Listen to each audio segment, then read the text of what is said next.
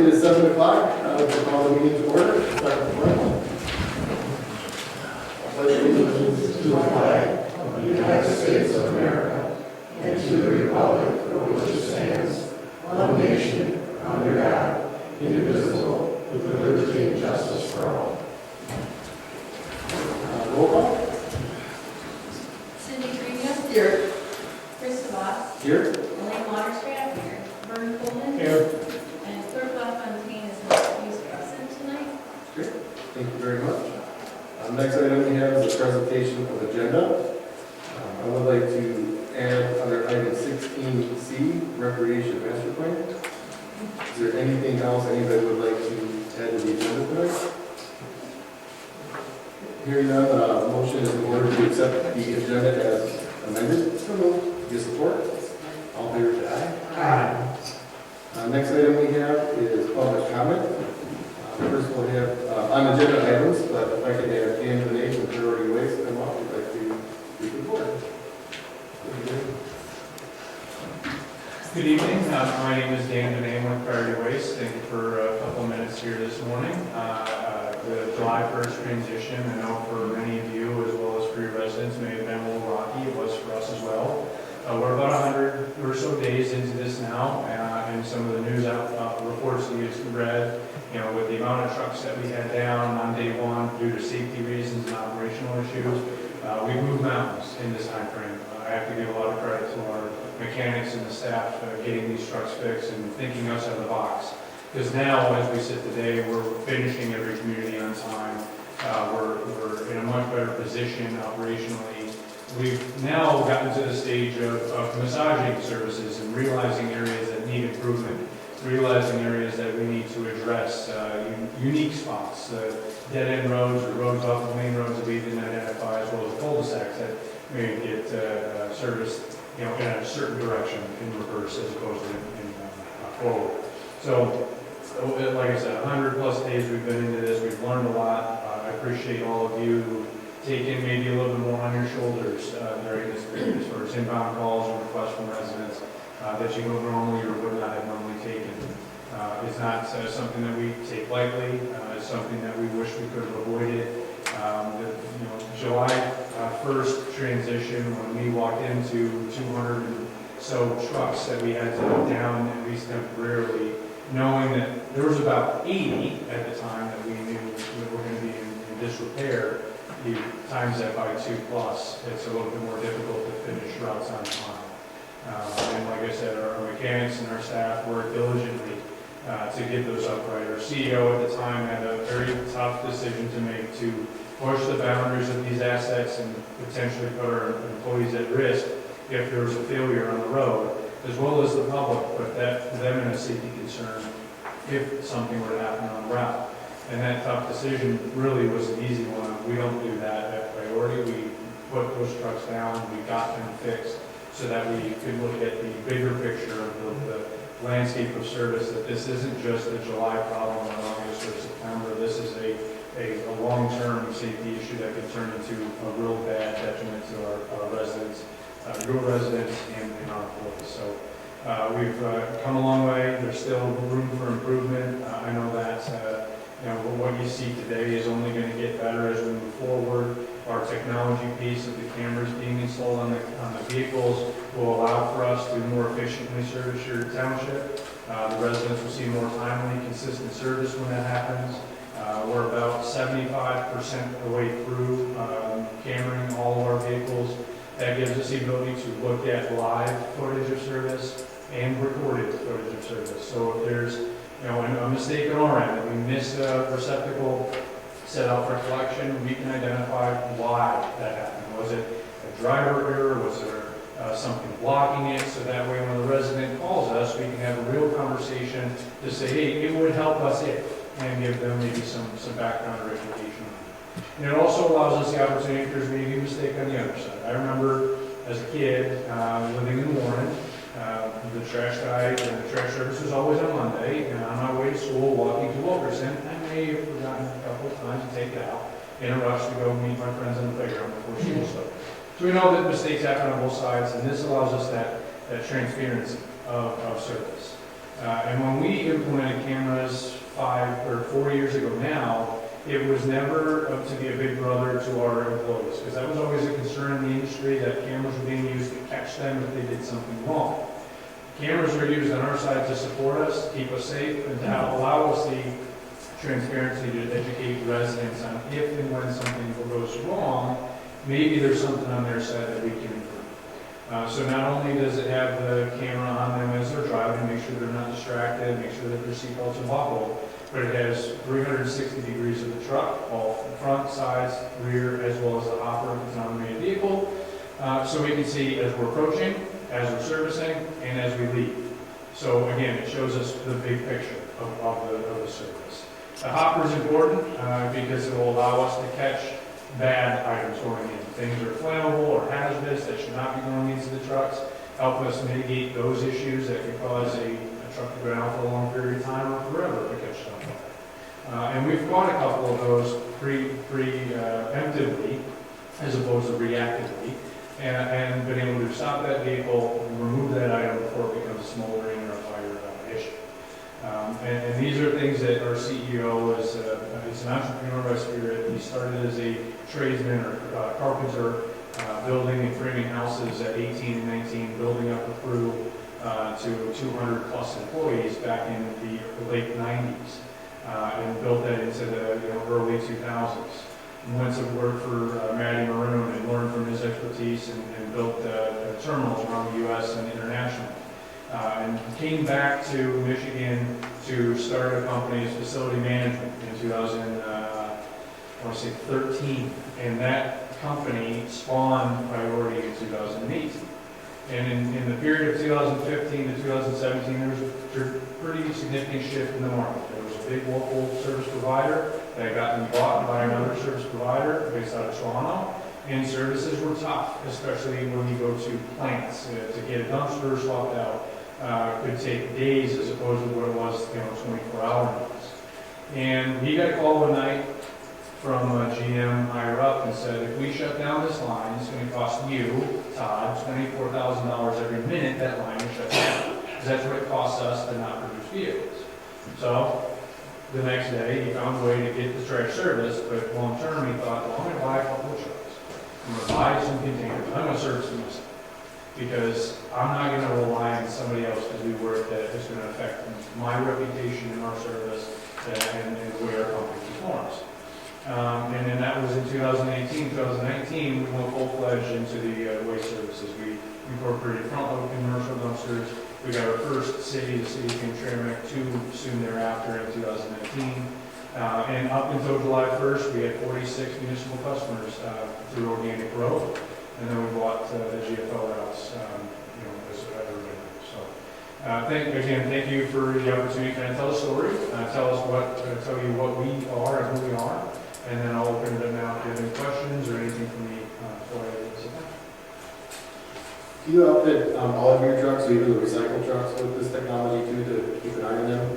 Correct, yeah. And we try to use, so the next wave of the camera installation will be incorporating some type of AI component into the cameras, particularly for, like I mentioned before, the bad waste, the flammables or explosives that could potentially be in any part, but also for the recycling to try and help us mitigate contamination.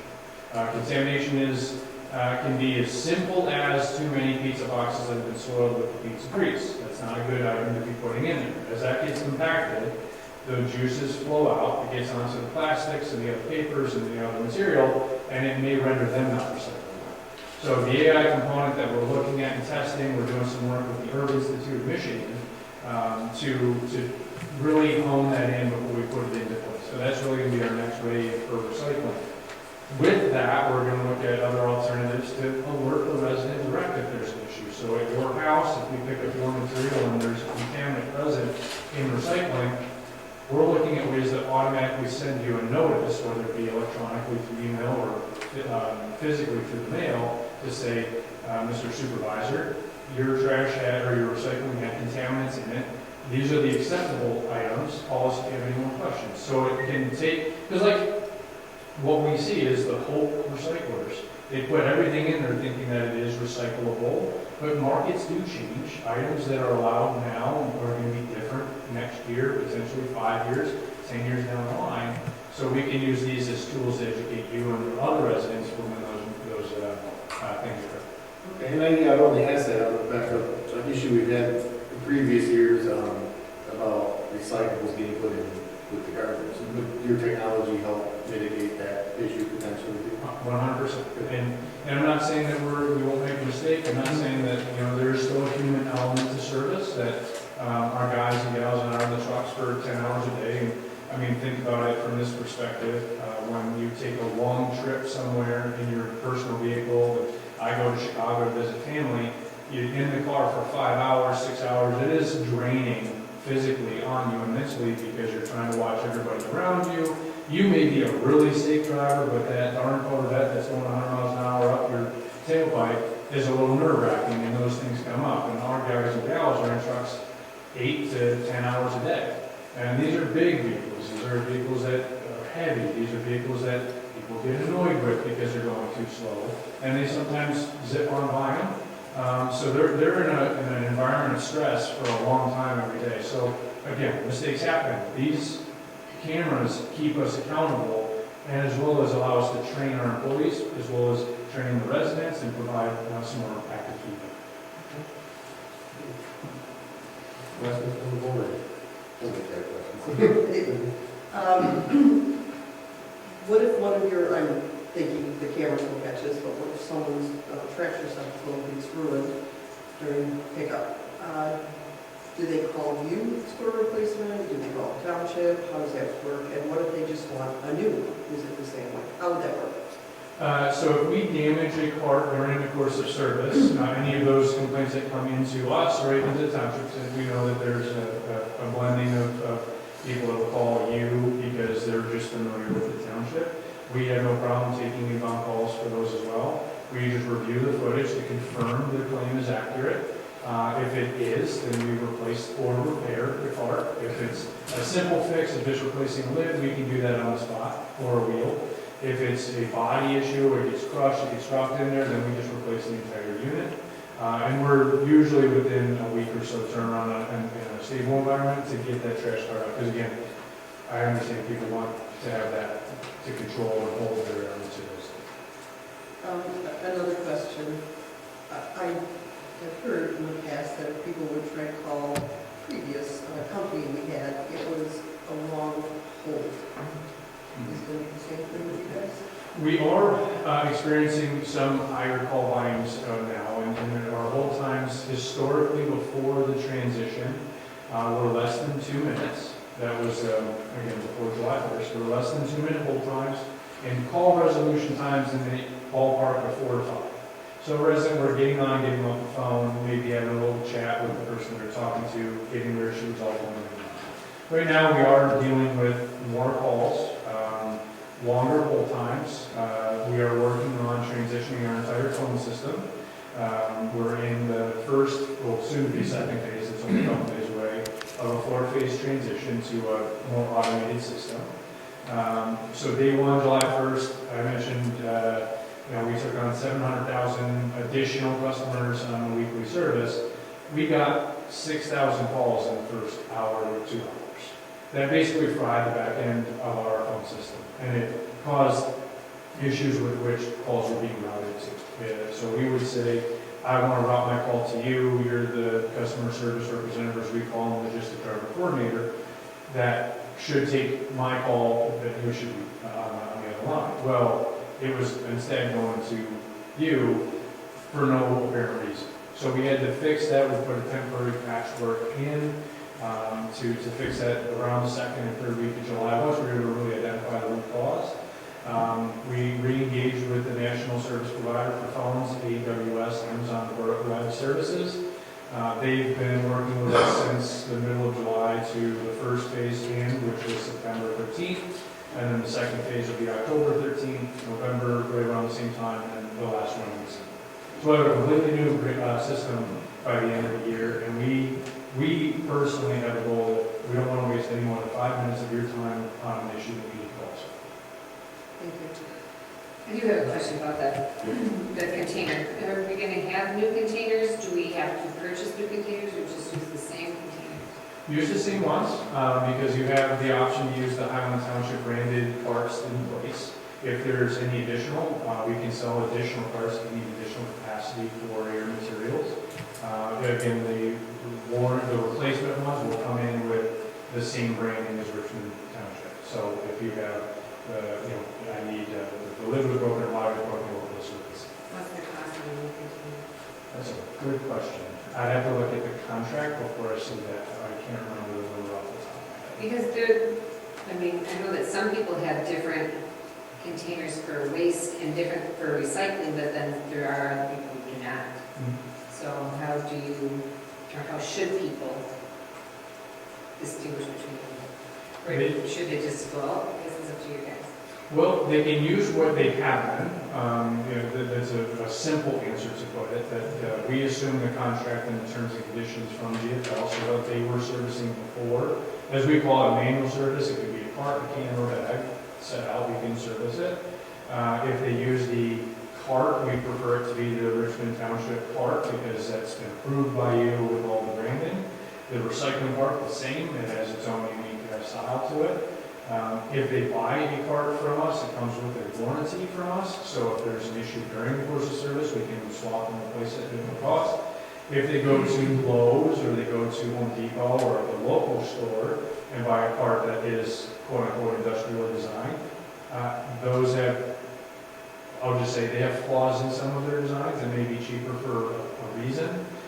So I believe the cart for us is around $100. I'll have to confirm. I can get it back to the supervisor so you have the accurate information. But if you look at an industrial cart from Home Depot or Lowe's or big box store, I've seen them as high as $200 for the same style, type, and design. So there's a discount and a benefit to using this. So are they contacting you?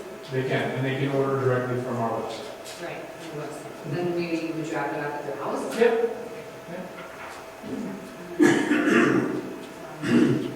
Any questions there? No, mine was about the recycling, and I think he's answered that. Okay, good. Lastly, how many recycling facilities do you have and where are they located? We don't own any. We don't own a landfill. We don't own a MRF, a material recovery facility, and we don't own a composting facility. We run we have three transfer stations for waste. Two in the Detroit market, one in the Detroit market and two in the Flint market. We take recycling to our network of material recovery facilities in the area. The Pontiac material recovery facility out of Baldwin is one of them that we use. Sopra out of Troy, Raysock out of Southfield. There's another one that's in development down in Detroit that we want to own and manage. We are in the process of developing or working on it, but we don't have anything right now. Okay. Excellent. No other questions. Thank you so much. Great stuff. Thanks, Dan. Can I ask him a question, please? Sure. Judy Murphy, I'm the first in our row. Last week, I happened to be home when your truck came through. I had 2 containers out for garbage and 1 recycled. Your garbage truck took all 3. Why? I thought it was supposed to be separate. So I apologize that that happened. I don't have all of the details of what your carts look like. I'd like to maybe keep your information. I can review what occurred, and if there was any wrongdoing on our side, I'll get it addressed immediately. Thank you. Thank you. Okay. Any other public comment on agenda items?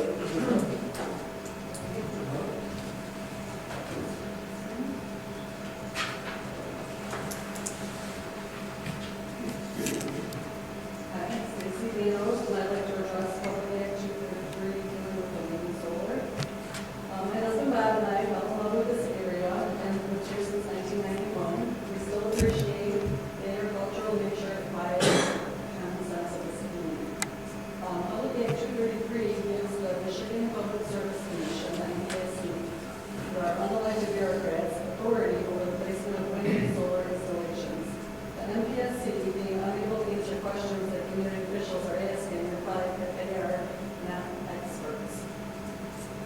Michigan Township Association, MTA, proposes this legislation, saying it, quote, creates a one-size-fits-all approach and it silences the voices of local officials and residents. Thanks to our treasurer, Greenia, this board, last year, she proposed a resolution that expressed support to maintain local control over wind and solar installations in our own area. The resolution was adopted unanimously by this board. It states in part, whereas the United States of America was founded on the principles of individual rights, property rights, and limited government, with a constitution based on the consent of the governed, it is the function of local jurisdictions to determine which plans and land uses are best and most reasonable for each community, rather than those decisions being forced on the jurisdictions without the best interest and consent of the local jurisdiction. The Michigan legislature has now passed Public Act 233, which overrides local control over wind and solar. We know that this law was passed to support our current governor's goal of 50% renewable energy by 2030. We don't know what future administrations will do about such unrealistic goals. They may even overturn this law sometime in the future. Therefore, now that we face this Public Act 233 and knowing the opposition it faces from our own township, I'd like to urge the board to not do as the planner has recommended, which is to just let the state handle all this on wind and solar. And I would hope and expect that this board will fight to maintain local control as we state in the resolution in any and all ways possible. Probably the best way to do that, some sort of like what they call local ordinance, which could be done similar to other area townships, such as Riley and Midland, for example. We can and should have ordinances and regulations that fit with what we want for our community. Just how much of our beautiful green property are we willing to put up for these ugly and inefficient solar panels? What kind of pollution and issues do they cause for the soil, noise? Are we going to require fencing to restrict access or landscaping? How close do we want these installations to our homes and our roads? These are all things that we can determine here at the local level. And we don't want to forget the negative impact that these projects will have on our property values. If we establish our own ordinances, the state may ultimately override us and go ahead with developments anyway. But I'd like to ask that we fight them off for as long as possible by setting our own regulations and ordinances, controlling our own communities' land. Please preserve our beautiful Richmond Township, take control over solar and wind, and let's fight this safety over. Thank you.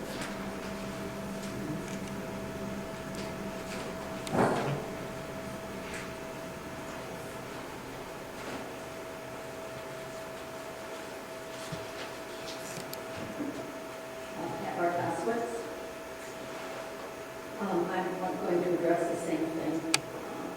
Since I don't have access to what information you have received on Public Act 233, renewable energy policies, my comments are in reference to the last planning commission meeting.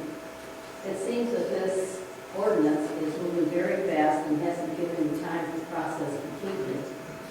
I would ask that you consider the citizens of the township and the effect it will have, if passed, on our land use. It is disturbing to think of our good farmland being taken over for something that we really don't know the outcome of in the future. Also, I ask you not to think about $2,000 for each megawatt as an incentive to pass this ordinance. Many of these new ideas don't always produce what they say, and citizens are often left with the cost and the damage.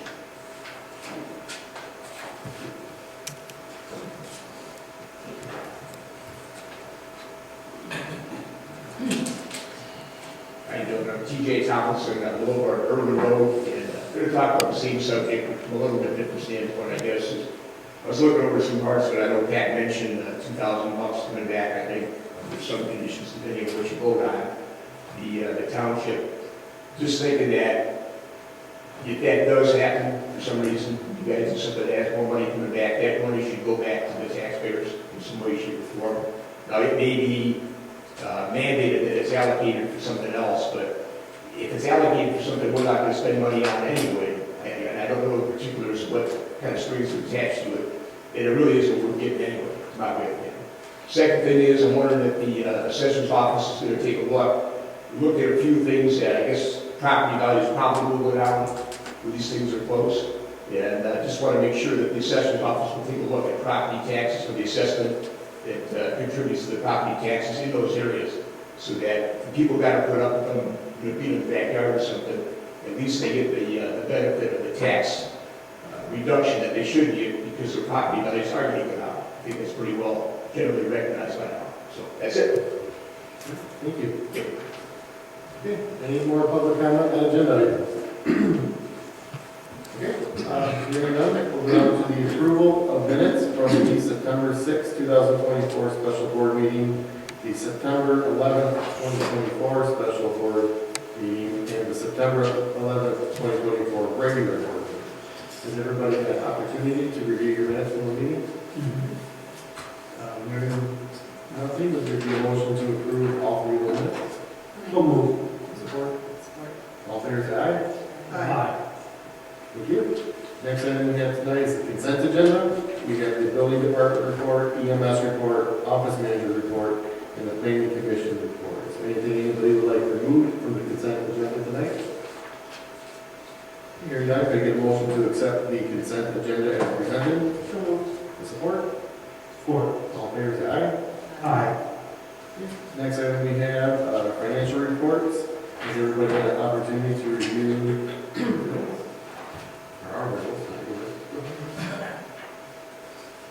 Just one question, I don't know, not the, down here they have checked the MTA for Treasurer's Guide to Tax and Collection Classes. Is Don, are you both, you and Chris going? Chris, are you going? Oh, okay. I just want to make sure that both of them are going. If there's no other questions, we get a motion to approve and pay bills as presented. Oh, Support? support. All in favor, say aye. Aye. Next item we have is the treasurer's report. In the general fund, fire fund, there's $1,621,514.19. Tax disbursement account, $1,219,230.16. Recreation funds, $446,620.40. Investment accounts, $250,079.05. In the leftover North Star, $7,801.81. PDR, $18,283.94. And the other miscellaneous accounts, $28,952.47. I do know there was some checks written and signed today out of tax disbursement, so I'm sure it does not look anything like that after those what. Any questions for Susan? Hearing none, the treasurer's report will stand as presented. Thank you. Next item we have is farmland preservation. Yes, we had 2 applications come in for this year's cycle. They've been scored, and we're waiting for the state to ask for them to be sent in, and that probably will happen sometime in December. So that's where we stand with this. Any questions for Bill? Thank you so much. Next item is building report. Jeff? I don't believe we have anything tonight before our work. Thank you. Anything for Jeff? Anything for Jeff? Have you hired a new maintenance manager? So what we've done is taken one of our people that has, is actually a certified mechanic, he has a lot of background in doing maintenance kind of work. Normally our people work an average of 60-hour work week on 24-hour shifts. We basically are going to be back and him down to a 48-hour work week and then providing him 12 hours of time to be able to focus on the maintenance issues. And then that will also slow him around and get really, really busy at the EMS to pull him off maintenance duties and not do a shift and get ready.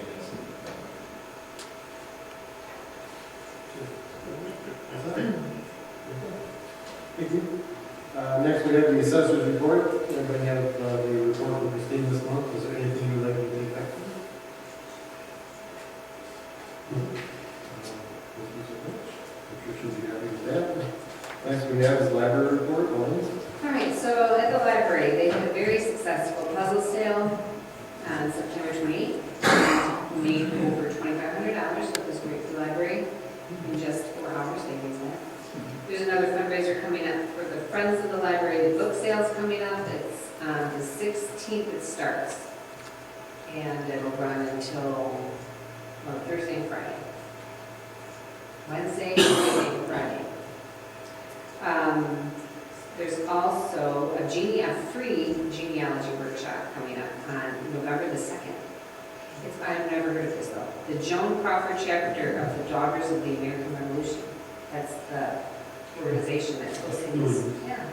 So this sounds pretty good. You can register there in the library.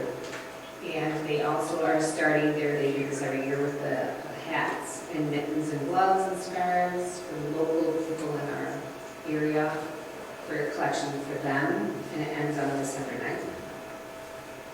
And also, for people who access the system, there's a lot of ebooks and audiobooks that people can get through the new system. And there's more people that just joined it, so now there's like 12 different people, consortiums that you can get this material on. And so it's there's a lot of information, you can access that. You're welcome. Great, thank you so much. All right, any questions for Elaine? Okay, well, thank you. Next we have is recreation report. On October 19th, from 12 till 2, we will be holding our Halloween event. Last year we did a trunk or treat, and there are so many of them that we decided as a commission to try to do something different. We're going to be offering activities, crafts, snacks. There will be fire trucks, an ambulance, and a tractor there for the kids to check out. I do want to thank Jeff Alterman from Alterman Farms, who, when I reached out and asked if anyone would be able to help us with supplying pumpkins, he agreed to donate and deliver 100 pumpkins to the township. So I did want to mention that. I thought that was awesome. I just wanted to make sure that we thanked him for that. Jeff Alterman Farms. And there will also be a place for photo ops there. The kids can wear their costumes or not. It's really up to them. I'd like to ask Judy if she would perhaps, can we have her come up here and help out the time? You guys good with that? Yes. You want to help Judy? As you know, I'm part of the recreation board. We had our second annual kite festival on September 14th. We had a total of 10 businesses and organizations donate to the event. Channel 6 was also there. At this year's event, we had 5 members of the Windjammers International Kite Team available. The weather wasn't the best. It was hot. There wasn't very much wind. So kites didn't fly. Their kites didn't fly very well. But the kites that the kids decorated, the frustration flyers, they flew really well. Our numbers were down from last year, but might have been the weather, I don't know. But I've been thinking about it, and I got something like this for our committee for next week. So, thank you very much. Thanks, Judy. And that's all. Okay, that's all I have to say. Thank you. Any questions for Cindy? Thank you very much. Okay, next item, NEMC report. Well, the NAMC is, what I'm going to take that a little bit, or tell you a little bit about what I gathered from our last meeting was that they're still trying to organize a way to get back all those funds that they're still trying to recoup from years ago, still. So, in the way that I looked at it when I was sitting here, and I said that I thought that it looked like our funds were depleting. Well, if we don't start getting those funds back again and start getting the way that things, when the checks come in or something, where's Tom? It's great. When they come in, those checks from The quarterly Comcast, comes in from sorry, Comcast. for the kite fees, Yeah. yeah. Thank you. So when that starts to become the norm, I think, again, and we get back funds from previous years, things can start to get a little bit better, but as it sits right now, we're kind of backwards. So, I think that we're all going to be feeling that a little bit. And a bill, we'll get a bill. That's what we talked about. And so. She's shaking her head, yes it is. We did, yeah. And, thank you, Dave, right? Was it Dave? For videotaping, and we have, always looking for new people to come videotape too. Dave just did the kites, did you Yes, guys? thank you for doing that. Yeah. Yeah. I'll take in one meeting, but Okay, yeah. That's all I have. Any questions for Elaine or Nancy? Okay, thank you so much. Okay, moving on to unfinished business. First item we have would be the bridge funding update. I do not have anything on bridges. Kind of quiet, but they're still planning on moving forward next year, so let's proceed with that. No, that's true, so we'll see. If anything comes up, I'll be sure to let everybody know. Next item would be the drain discussion. The only thing I want to update the board is I had signed an agreement for your special meeting. And it looks like we're getting, we're at 25,000 for both of them, and we're getting 67,000 back. Or not that, but 67,000 back for the work for our, contracts. So yeah, just want to let you know that that's signed and zero deliveries, so we're good. The only other thing on drain commission, if Don Brown was here last time, and he talked about the county wants to start a road ditch program, similar to the one we're doing with the county drains and what they do with the roads every year. And we talked about forming a drain commission.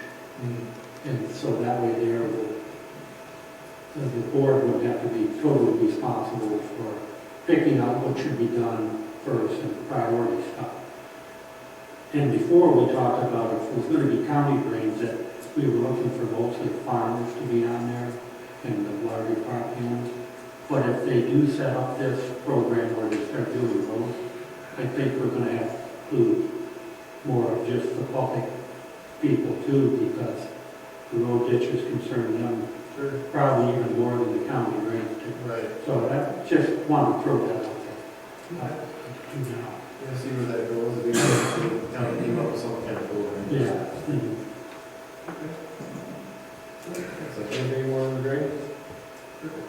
All right, well, thank you so much. Next we have is the priority waste discussion. Got a motion to discuss. So, Support. support. All right, so we heard from Dan tonight. Thank you again, Dan. We've been back and forth with the contract for a few months now. I had shared it with Sharon, our attorney, at the last meeting, and she would have like to see the early termination statement, which I got the name right away. And number 5 of the paperwork here in front of you is that statement, so that is included in the contract. So that's really the only thing that Sharon had wanted us to add to it. Going back earlier this year, I'm not sure what month it was in, but they put together that survey asking the community if they would prefer weekly recycling or other recycling, just to get the cost down a little bit. And not sure what the percentages were, but I believe most of them were for every other recycling. I know we are going up in cost per month per unit because we are coming out of a 10-year contract with GFL. It's inevitable, everything else in the is going up. So we're trying to make it as less impactful as possible. Is there anything the board would like to address, or has any other concerns with the contract we have in front of us tonight? I did have one question. They are going to sue the agreement that we had regarding food today. Yes. Yeah, well, that's included too. Okay. Yeah, we worked it out. I think we had to talk about dumpsters and tires and stuff, but that's all still what GSI had set up. Yep, that's very important. Any other concerns? On this contract, I did need a clarification. The, starts out in 1995, a unit per month, You're looking at the weekly recycling. that's weekly. No. Is that just recycling, or is that, It's not, that's for everything, that's just what weekly recycling looks like. Yeah. A couple pages in. For trash and everything. Yes, that's for everything with weekly recycling. Yeah. And then, The other one is for bi-weekly. it's everything followed by. Because it says, on top it says recycling, and I don't see picking up trash and recycling. Yeah, that's not just recycling, Yeah. that's everything. That one. It's one chunk of it every week and one chunk of it every other. Yeah.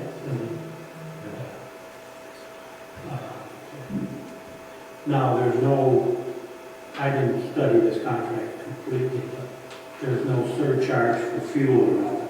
If fuel goes out of whack, are they gonna come back to us and want more? The price is the price. Yeah, and the price per unit goes up just a little bit. Yeah, I see it goes up every I think year, that's probably. which is understandable. And I think that's what a lot of that's figured into. Yeah.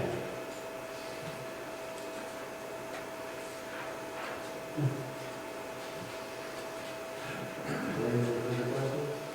No, I'm just looking at the price, so it's like 60 cents, only raises 60 cents a year. I think that's great, Yeah, 60 cents.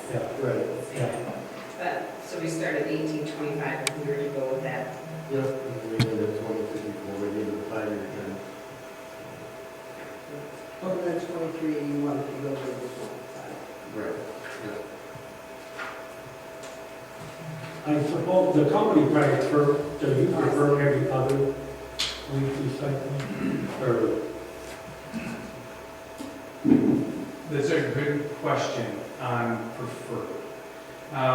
We don't necessarily have a preference on the every week or weekly. What we prefer is that, when whatever community goes with the service, whatever that we set the schedule as, there's going to be this, especially because you're taking a little bit of like a step back in the service quantity. So now you're going from every other, or weekly to every other week, and we're going to take a little bit of a learning curve for all your residents, and now, we're alerting them of the new every other week schedule. For us, we're able to plan for either. What it allows us is one truck every other week, the ability to work on something else, which, we'll have room for the work. So we don't have necessarily a preferred method, but it is going to be, the residents are going to have the biggest learning curve of this, of when is my recycling. but you guys are all right with doing recycling. We've had other companies that they just as soon not do recycling. Yeah, we have no problem with doing it.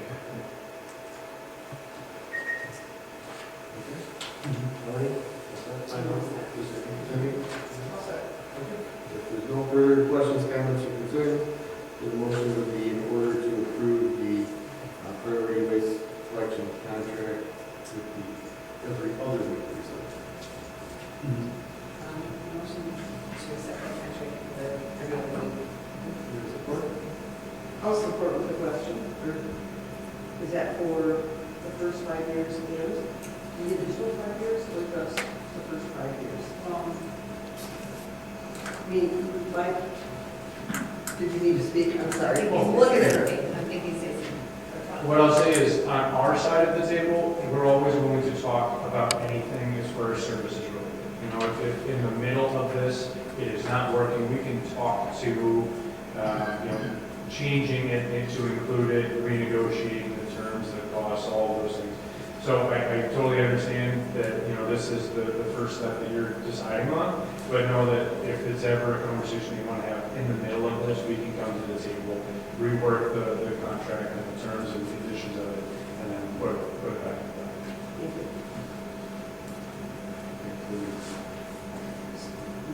So what are you thinking? Are you thinking that so is this contract a 10-year contract, or is this a 5-year contract then? It's a 5 and 5. It's a 5-year contract with a 5-year extension. Yeah. So we could approve both the contract and the extension at this cost. Yes.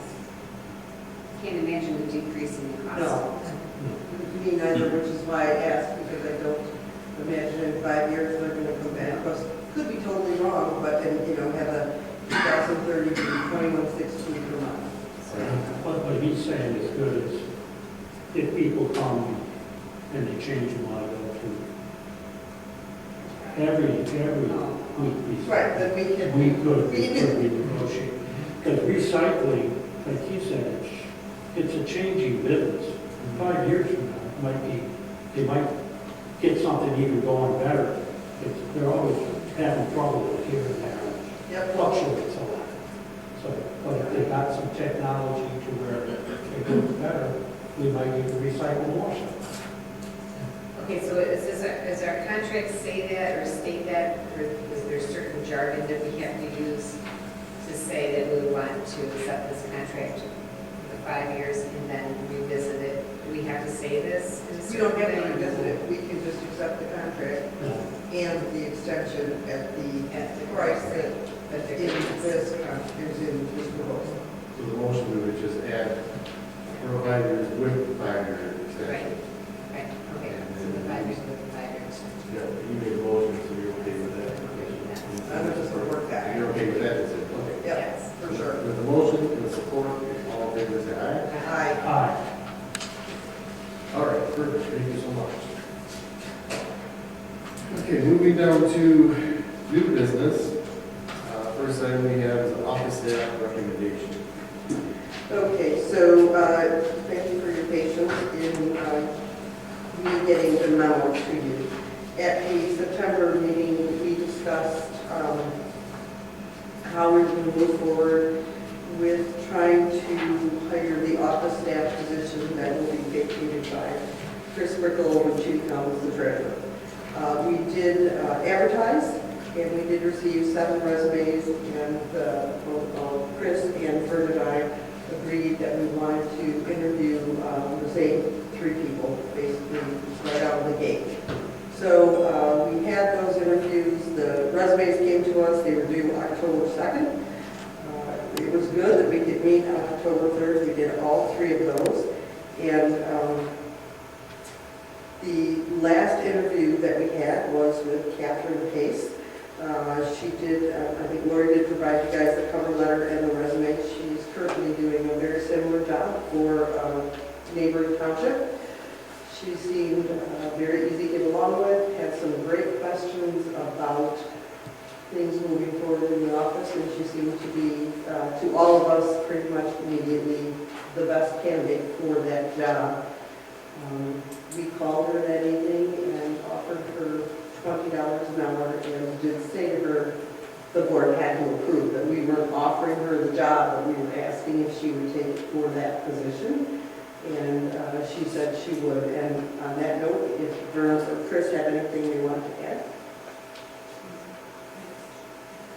No, she was, I think we both agreed right after we had the interview that she was the one. She was good. Yeah, And she lives down in the school section, and yeah, she's a she really good. seems super. Lady, you have any questions? Okay. All right, So then we would be looking, a motion would be in order to hire Catherine Pace for the position of office administrator, building department secretary, at a starting rate of $20 an hour. I'll make that motion to consider. Kathy? Support. All in favor, say aye. Aye. As a follow-up to that, I did speak with her the other day, and she said that the earliest date she could start is October 24th. That would still give Chris a couple of weeks to go over some things with her. Okay. Following that up, we did agree as a committee to go ahead and bring this to the board. If you don't want to act on it tonight, that's fine. But shortly after we discussed this, we as a board got the email with Jan Cummings' resignation in it. And while we were doing the interviews, we did have one of the other people that we interviewed that did not have the necessary experience with the SNA, building department, everything that Catherine would be doing. But she seemed to be very intelligent, seemed very willing to work, eager to work. And so we thought we would bring to you this evening as a possibility rather than going out and advertising again. But again, if you guys don't want to do it, we can go back out and advertise. But we interviewed Lauren Davidson, and she is a resident of the township, And Chris did speak with her. She did say she would be willing to start working Jan's shifts, so that would be at $16.50 an hour. How do you guys feel as personnel? That was my first question. If Captain Bates hadn't come in and hit it out of the park, we were gonna recommend going for that job.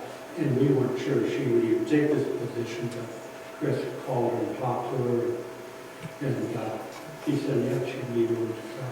Okay.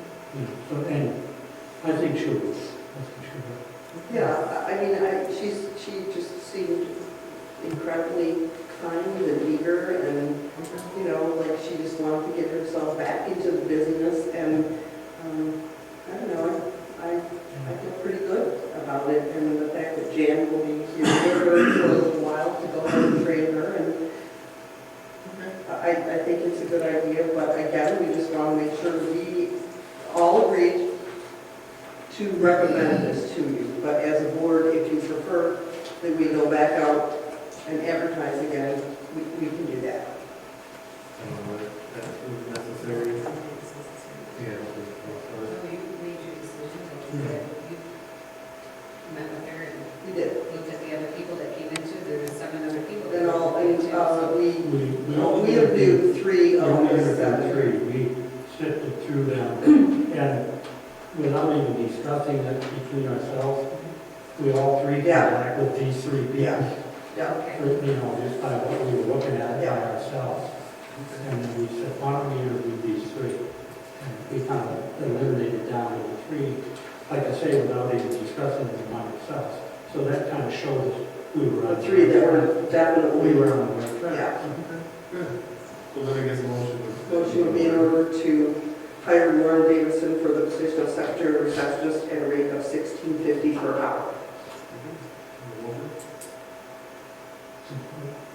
For you. Oh, I make that motion. I was just reading. Okay. My support is my support, hasn't worked out. All in favor, Aye. say aye. I'm very encouraged. Okay, thank you. Save a little time. And Thank you so much. All right, thank you. All right, well, thank you for all that. I know that's a lot of time and work, but thank you. Next item we have is the discuss public act 233 discussion. Any motion to discuss? So moved. Support? Or, Okay.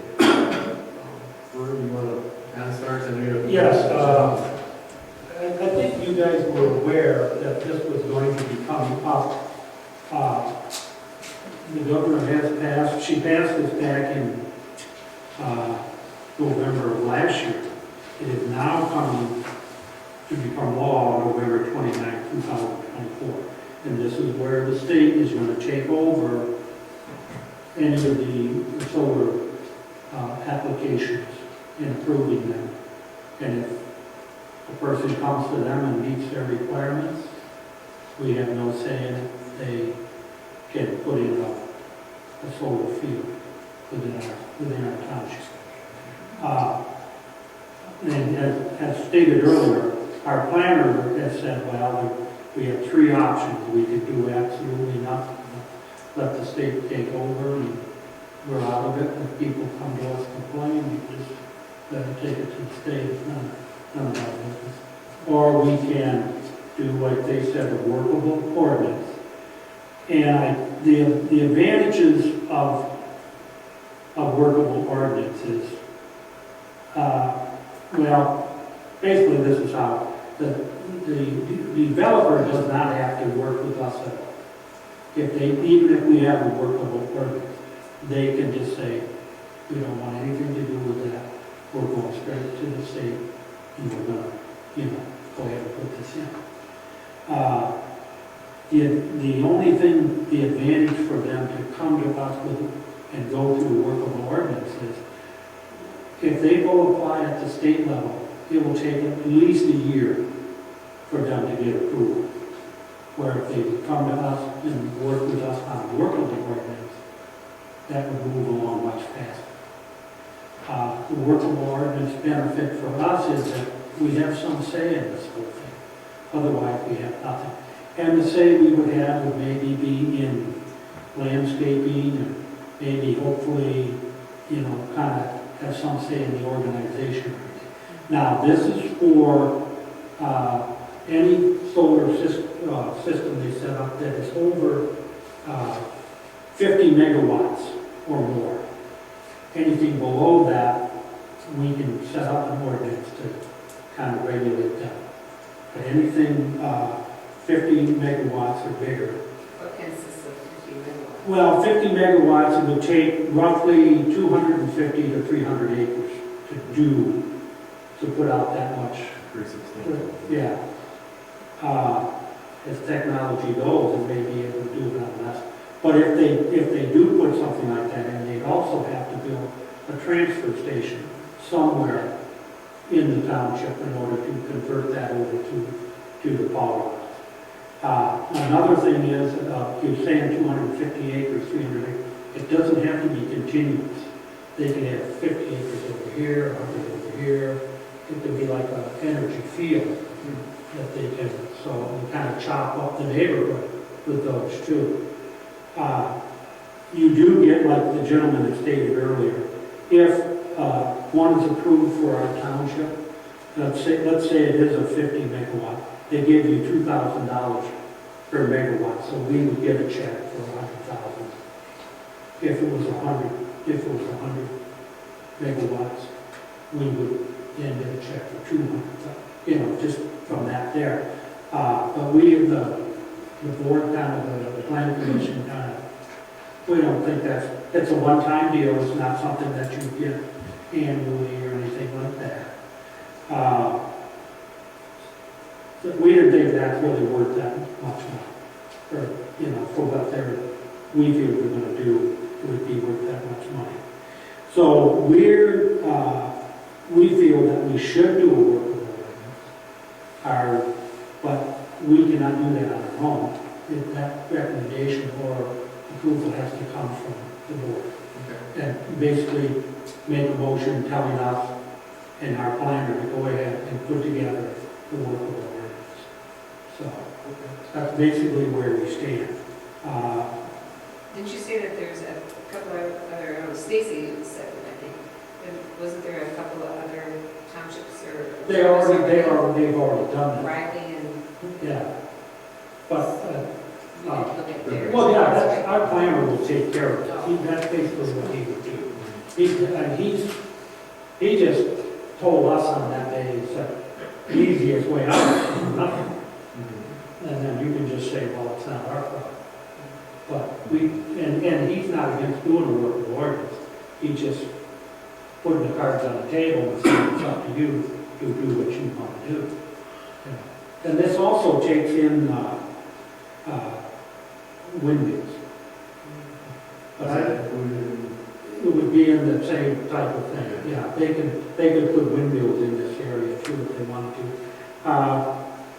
It will be included in the workable ordinance, but we don't see that as much of a problem as the solar. Right.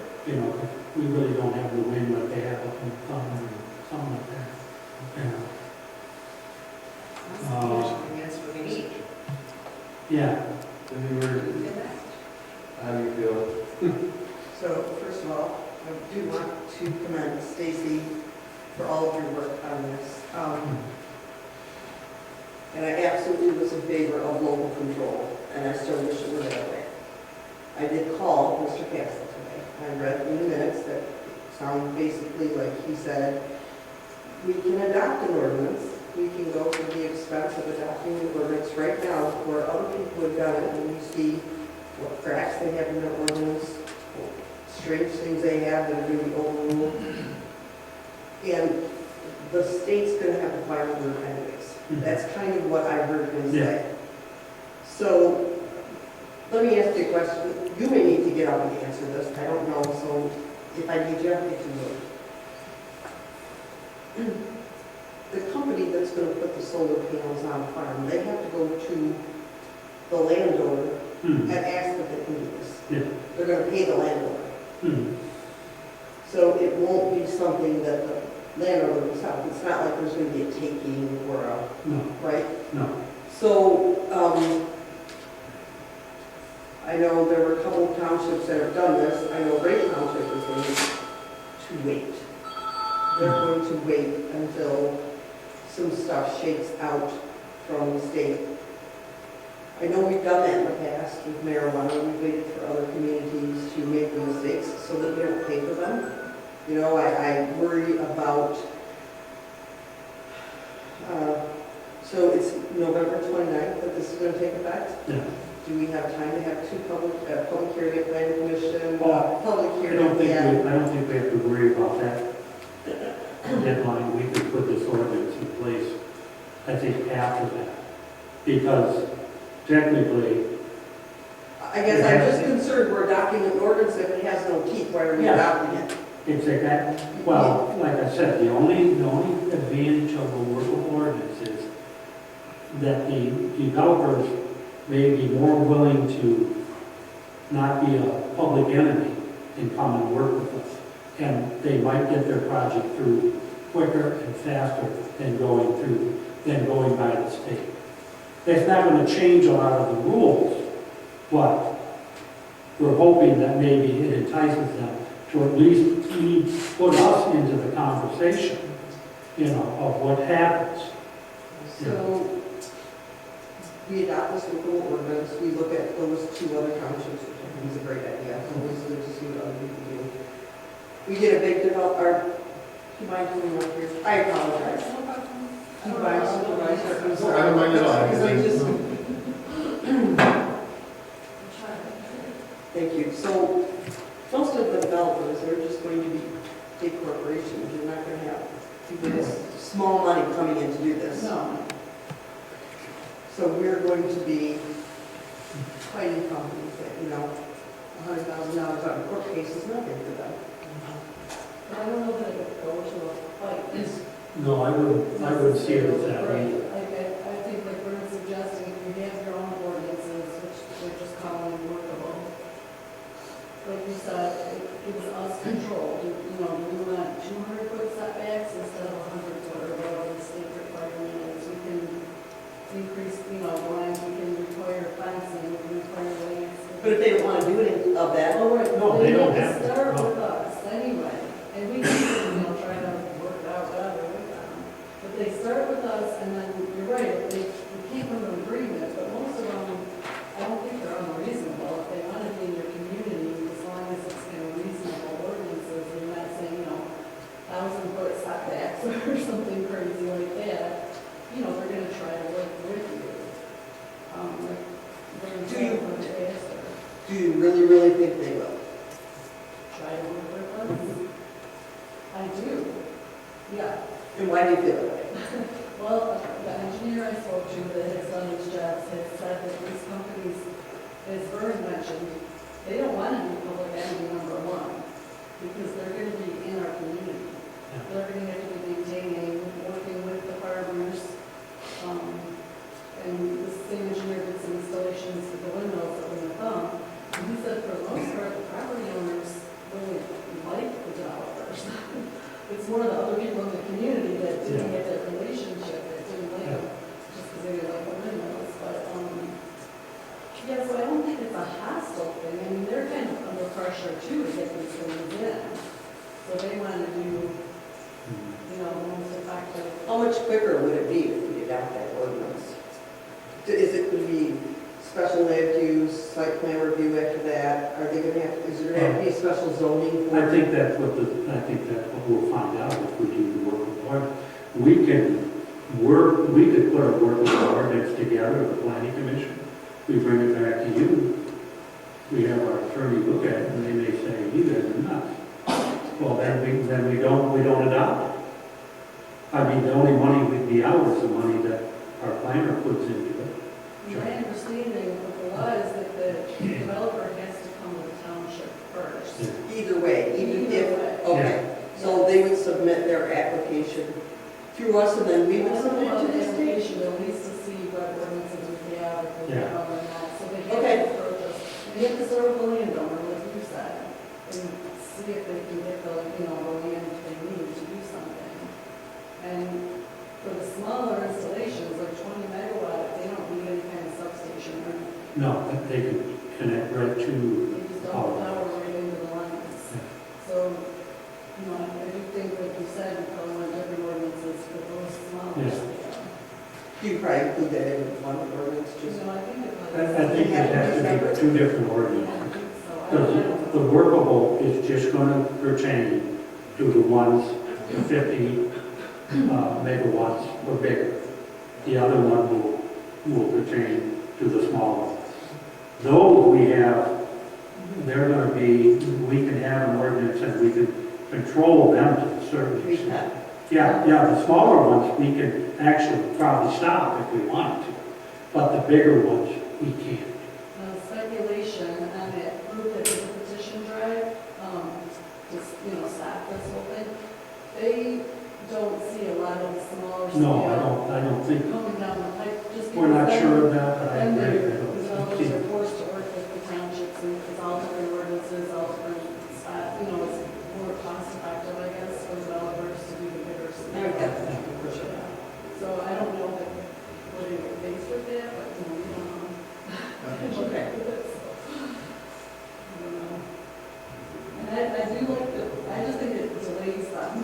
So, me, I don't want them anywhere near us. That's, my perspective, I'm open there, but, I think, so I do think that maybe getting the workable at least slows them down a little bit, they try to work it out with us and then they get to go, but I don't know that there's really a cost with that. Well, Maybe- I think Cindy's concern is if we get into a legal battle somehow. But I don't think that'll happen because they can just walk away from it. They're just gonna say. If they get to a point where they think we're unreasonable or something, they just say, no, forget it, we're going to the state. Yeah. You know. Which is what worries me, and that makes me feel like the ordinance is not being followed. Well, we could be, you're right, we could be. But in the meantime, maybe the administration will change. Something, yeah, I mean, the planning commission just felt, they just didn't like the idea of doing nothing. And just saying, oh yeah, let them take it over, and if the people complain, we would send a girl, or, we'll talk to the state, leave us alone. We don't figure that was right. So if we go ahead tonight and we move ahead and we authorize the planning commission to ask the center to craft the working ordinance and maybe do some more homework, we could Yeah. ask Jason more if we want to, and check with other communities, and maybe have Steve at our next meeting, that would be okay. So what did he say that necessarily you thought that, other than what was written in our documents, what did he say that made you think that this is just really something we should do? I think I got the feeling from him, it wasn't that we should never do it, it's that we should wait and see what it looks like. Yeah, that we should, and as a board, I've been on the board for 20 years, as a board, we have historically done that. We've not been the first ones to jump off, because what inevitably happens when you do that is the mistakes are going to be. Well, I guess, yeah, I could see that, but I think too, though I guess it wouldn't really hurt to have something already in the works, and I'm not saying we have to move fast, right? Right. No, I'm not against it, I just wanted to put that out there. Steve just basically said, the state's going to be the bottom line.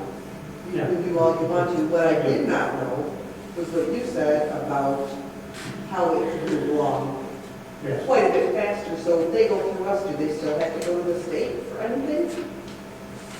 Oh, yeah, I think they're still gonna have to meet the state requirements and stuff, but we might be able to. I mean, I don't know why it would be faster if it was another step. Because I think what they'll do is they'll turn around, take it to the state and say, hey, we have a community that's willing to let us bring this in. Okay. Otherwise, I think the state is looking back and, do we want to put this one here, do we want to put it there, and stuff like, that, you may be right, Cindy, it might not mean a darn thing, but that's our hope, is that what will happen. I just need to get those questions out I there, think- because what I didn't want to happen was we spent, $3,000 or $4,000 on an ordinance Yeah. that inevitably we go to court with, and that costs us hundreds of thousands of dollars, and then why did we do it? Well, I think what we could do, if we could have Steve start working on it, Yes, we could turn around and go talk to Sharon about this too, I like that idea. and just get her feedback. Okay. Or even Steve, because Steve will always tell us, he said, I'm not an attorney. Maybe we could get the ordinances or see if they have something of the other townships that you would look at and I was bring. gonna say, I have two of them here tonight, I believe. That would be great. Yeah. I think that's what Steve's gonna do anyway, but yeah, if you want to look at it, Just that's to get an fine. idea of what's in But- them. So I would be all right Yeah. moving then Moving to forward. authorize Yeah, the planner to draft a workable ordinance regarding Yeah, P yeah. 233. that's what's going on, yeah. And then if you would leave, if you could, or email them to us or something, we could look and see what they're doing. And then, I would just like to ask, and I don't know, I haven't really looked through these, I just got this afternoon, but there's a amount of land that allow for it. Like, I don't know how it works with the zoning. Like, you can say, we want this much for residential, this much for agricultural, put it in your 5-year plan or something like that. And it's like, quarter of a percent or so. You know, I don't know if it's something to consider. I guess that's a good question for Steve, Yeah. right? I don't think so. Thank you. There's some other issues that came up as far as if we allow it, say, the changes of zoning and agriculture. We don't know all the details about that, we're gonna look into that. Jamie Lee has brought this to our attention, but we don't, if you don't understand it all the way, so we're gonna look into that part and get back to that guy. What's this, November 29th date? You said it's a date out there, but it's not solid. What does that signify? Do we have to have a decision which way You we're mean going to as go far about as- it? That's one that goes into effect. Right, Okay. the state. Yeah. So whatever we decide, we're going to want to make sure we have that decided by the 29th? No, I don't believe it has to be decided by the 29th, because it's not, it's basically the developer, so it doesn't have to pay attention to. Right. You know, we can do it. That's one thing we can find out, because if that's a hot date, but Cindy says you ain't gonna do it. Yeah, we'll never do it. You We've never never done that. Right. And I'm good with waiting and looking But, at The way Steve talked, that's not gonna matter, because it's not, you're not trying to beat a deadline. Sure. Otherwise, I think he would have brought this to our attention first. Right. Steve's pretty good at keeping track of this. And also, I just want to be here or not, but I just want to make sure that I'm on the record by saying that I would definitely be in favor of a workable ordinance, just because I don't think, and on a global scale, anytime you hand anything over to the state, it's just opening the door, or next thing will be our assessing department, it will be this, it will be that, it's like, It's, you can see what's happening, yeah, is that we're slowly losing control of everything. yeah, And even if it goes down and they end up taking it anyway, at least we can say we did what we could to try.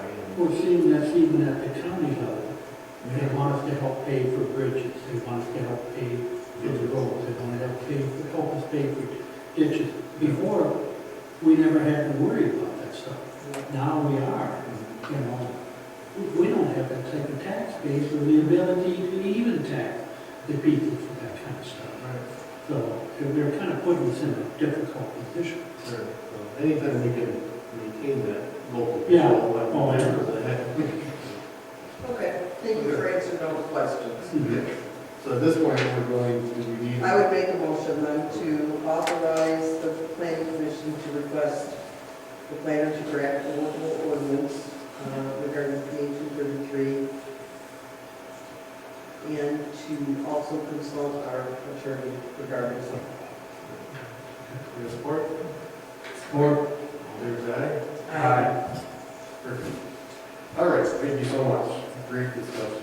And very nice. Next item we have would be the recreation master plan. Okay, so I called the state, the supervisor's office and I had talked about this prior, probably a couple months ago, and it was my understanding that if we had a recreation plan on file and it was approved, there wasn't a whole lot we had to do. We could just basically approve the same thing unless we had purchased some more property or totally gone in a different manner. Well, no, she said you have to do the whole thing all over.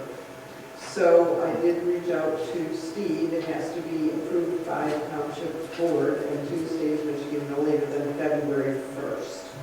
And so he has reviewed the process he will do, and he is requesting $1,500 to update the recreation master plan, and I do know that there will also be some expense involved, we're not approving that tonight, with our engineer, because he's going to have to help them update parts of that. So I guess tonight I'm just requesting approval of the proposal from Casson Planning Group in the amount of $1,500 to update the recreation master plan.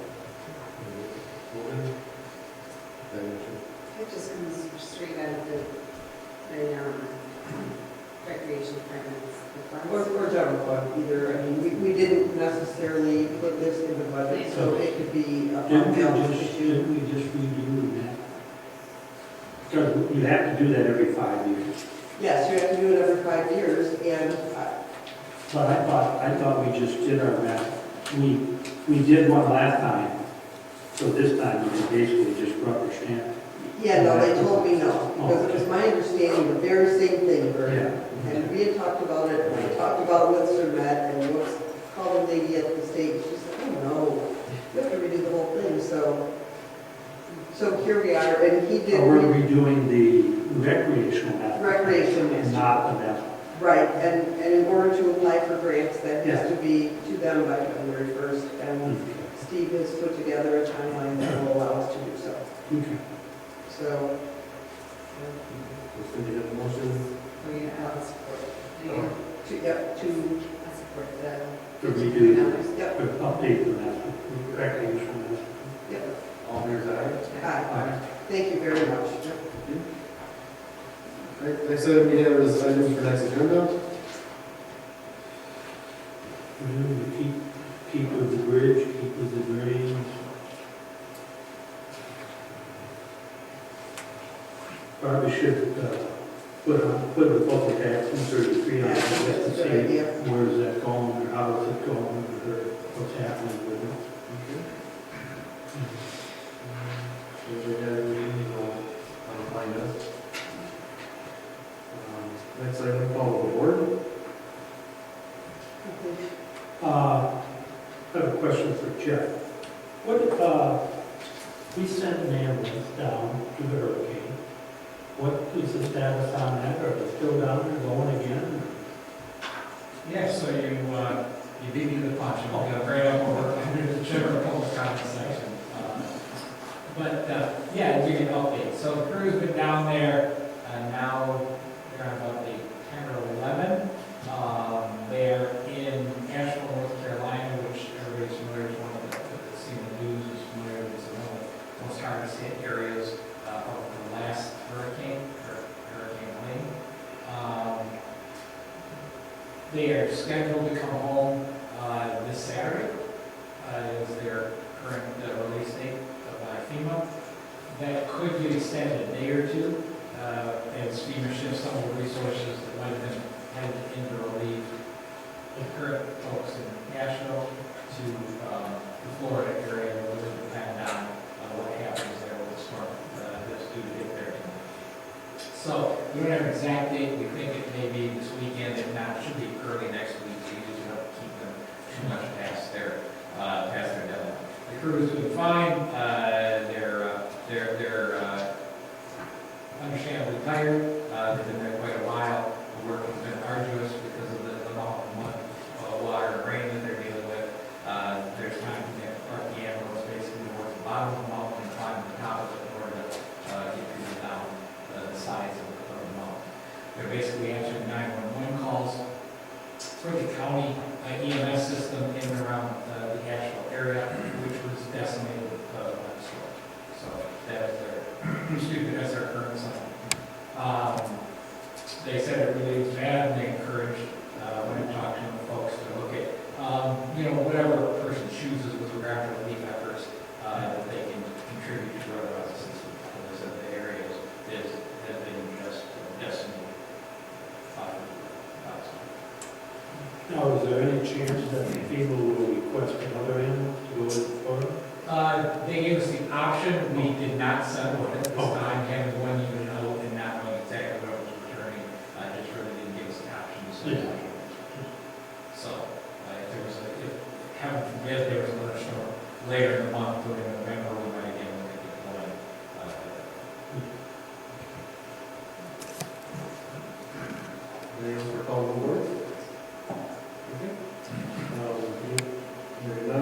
any general public comment?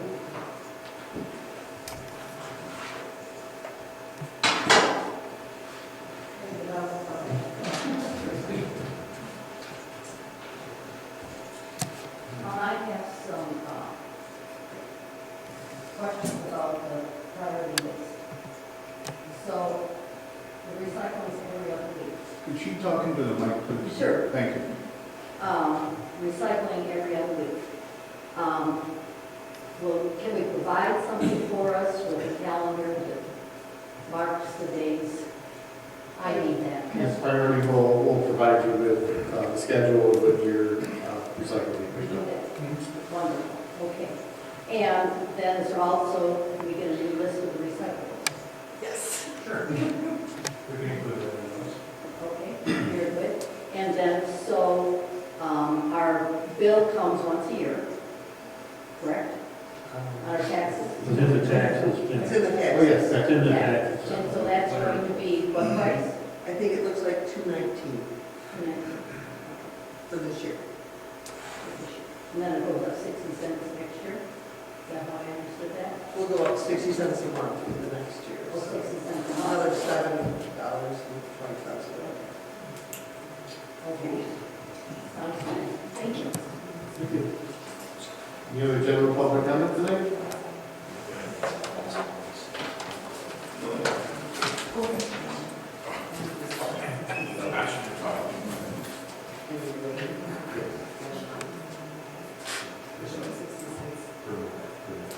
Good evening, Board. Dave Shigas, 37520 Hable.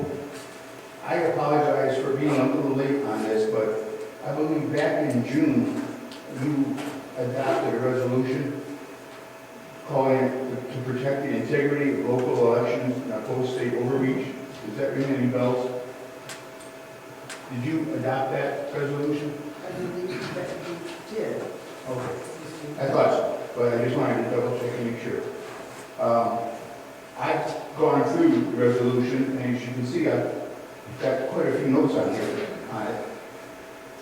On paragraph 6, it says that the state of Michigan is currently at 104.9% of eligible voters. And this was written by two precinct delegates. That 104.9% is just a number in time. Before the elections, the morning of the elections, Michigan sends out an updated voter, approved voter file to all the precincts in Michigan that has an updated roll of all the approved voters. They get rid of the doubles, they get rid of people who have died, things like that. So this 104.9, yeah, it's 5% over, but it won't be 5% over on the first day of the election. And every day after that, because Michigan sends out an updated one for every day. That's number one. Paragraph 3, it has in here that it says Michigan State Constitution makes it clear that all citizens who are registered to vote have a fundamental right to vote. No problem with that. But if you go down to paragraph 9, it says about the Michigan Voting Rights Act. If passed, will allow special considerations for certain citizens of protected classes.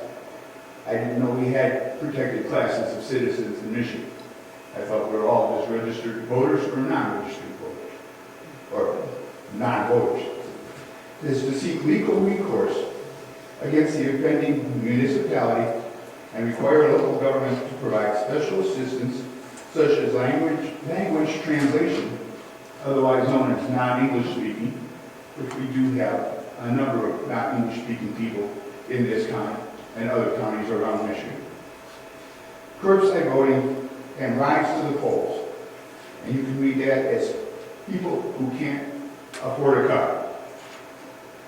Now, I didn't know that we were against providing things like that. We don't have to provide rides to the polls.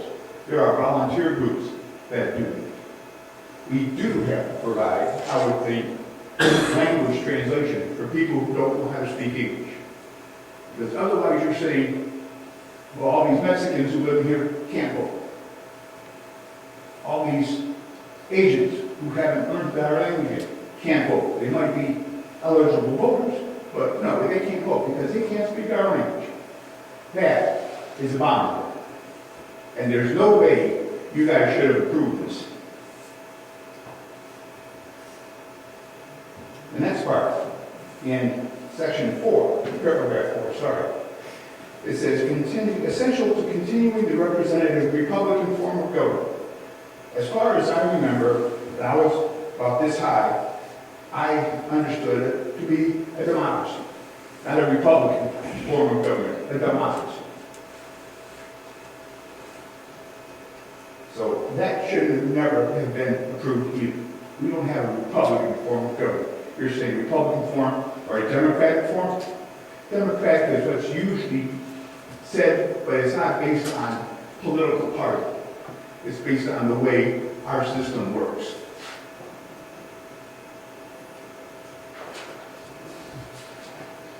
Oh, and the other part, that 104.9, there's a number of reasons that could be 104.9.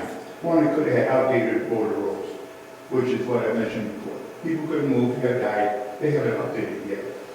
Administrative errors, somebody didn't put it in right. That gets caught later on when they see doubles or singles or triples, those get tossed out. People get registrations, the same thing.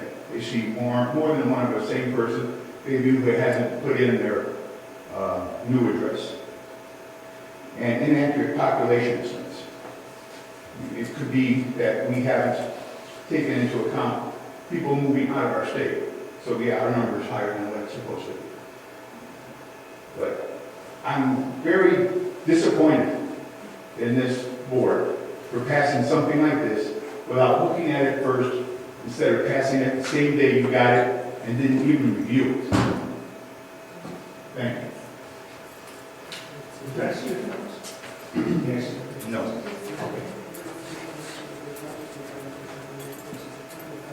Okay, I'm not going to respond to everything because I don't see his paper scrapples here for this, but most of what you brought up, and you brought up the Republican form of government, we are a republic, we're not a democracy. I think everybody here knows that. You brought up stuff about protected classes. There are protected classes, according to our government, certain categories of people that you cannot,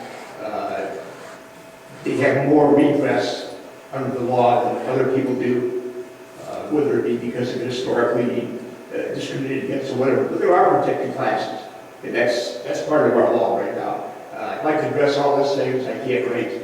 I know the voter rolls, I think they've been a mess for a long time. They still are. I know that I gave Cindy a while back some court cases where they've been trying to clean up 26,000 people off the voter rolls that belonged there for 4 years. It got thrown out on a technicality. It wasn't because that they shouldn't have taken them off. Just saying that most of what he said, I know off the top of my head, is wrong, just flat out plain wrong. And you guys did the right thing in passing the resolution. Okay, thanks.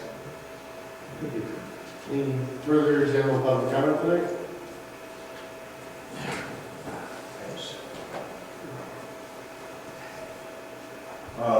Don Smith, I live on the west end of school section of Whiteman. Vern, you might have answered this question, but roads. Is there anything, do you have any power or anything with the county? We had a perfectly good road last year. They screwed it up with that, whatever they call it, stone and tar. Yeah. Now it's all coming off.